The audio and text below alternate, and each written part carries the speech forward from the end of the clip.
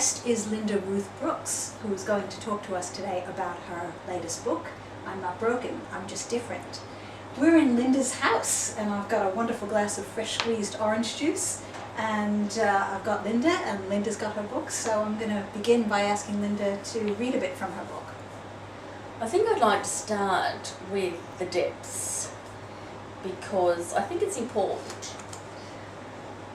I live a flinching life, I shadow box. The isolation compresses me into a box I cannot escape. I live on a deserted island where there is no sparkling blue, lapping ocean or coral reef, just devastation. This island is my prison, my empty soul. Do I shun my friends or do they shun me? Why does every rug remind me of what I can lose if it's pulled from under me?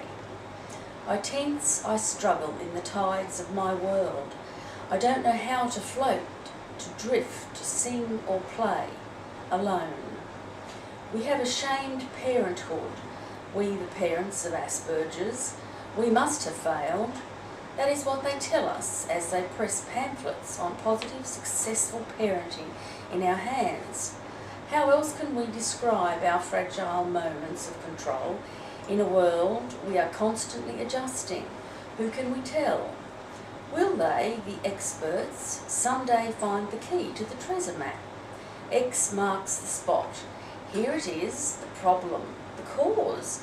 We have found the enemy in the convoluted terrain. It is here silently curled into the grey matter of the cranium. Will they understand us then, the rest of the world, who gaze and judge and shake their heads? Those who have no comprehension beyond the perception that our actions or words have made this so, made this difficult child, this child who rages at the universe with tangled mane and roaring voice, captured in fear and anxiety. I will forgive them then, when they understand. How quickly I will forgive them, for I need them, these others who will understand me.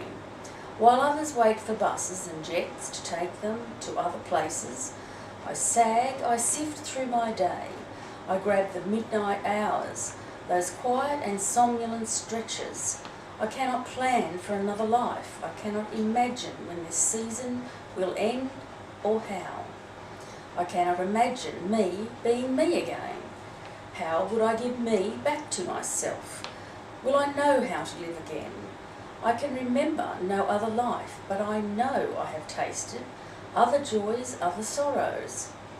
These are dimly etched, and I strain towards them to remind me that I have lived full and free.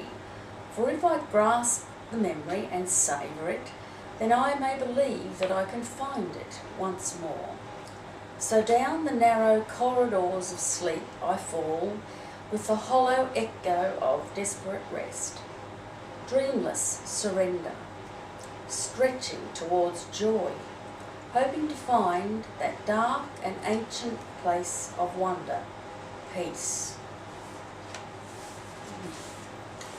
And I'll read a lighter one to show that no life is totally without joy, or at least hilarity in the weirdness.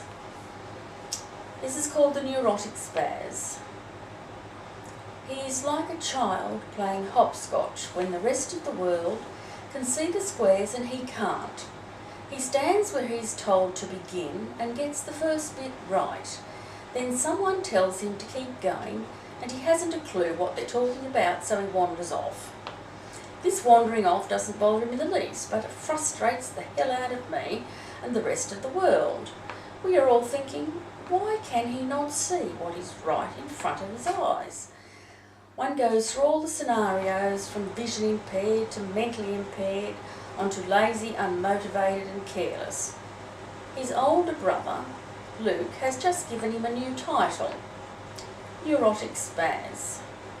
Bronson is not at all insulted by this. He earned this new pet name when we were out shopping. Luke gave Bronson the job of holding the trolley in a corner of the local Westfield shopping centre while we looked at things.